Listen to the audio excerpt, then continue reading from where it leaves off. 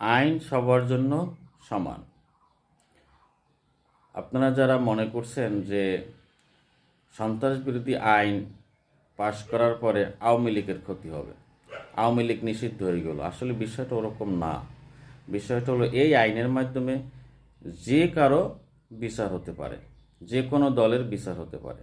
এটা আইন থাকা দরকার করছে, এর মানে যে একটা দল নিষিদ্ধ হয়ে যাবে সেটা ভাবার কিছু নাই। কারণ এখানে এই আইন তো সবার জন্য, অর্থাৎ এই আইনের যারা এই আইন করতে উদ্বুদ্ধ করছিল ইউনূস সরকারকে, তারাও কিন্তু এখন চিন্তায় আছে।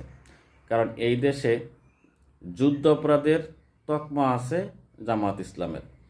জামাত ইসলাম যদি এখন বেশি এই বিএনপি সরকারকে ঝামেলায় ফেলতে চায়, তখন এই আইন, সন্ত্রাস বিরোধী আইন হয়তো তাদের বিরুদ্ধেও কাজে লাগতে পারে, সেটা আওয়ামী লীগের বিরুদ্ধেও কাজে লাগতে পারে। আবার যদি বিএনপি ক্ষমতায় না থাকে তাদের বিরুদ্ধেও কাজে লাগবে। অর্থাৎ আইন সবার জন্য সমান, প্রত্যেকটা দলের জন্য সমান। শুধু এরা না, অন্য যে কোনো দলের জন্য এই আইন প্রযোজ্য হতে পারে। এতে কোনো একটা দলের জন্য বিএনপি আইন পাশ করে না সংসদে, এটা দরকার আছে যদি কেউ অতি স্বৈরাচারী না হয়ে যায়।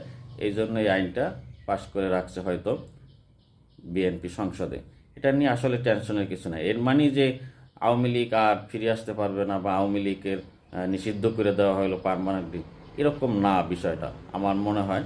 কিন্তু আপনাদের একটু চিন্তা করবেন যে অনেকেই বলে বেড়াচ্ছে মানে আওয়ামী লীগের জন্য আইনটা পাশ করছে। আসলে একটা দলের জন্য আইন হয় না, আইন সবার জন্য, প্রত্যেকটা দলের জন্য, প্রত্যেকটা মানুষের জন্য।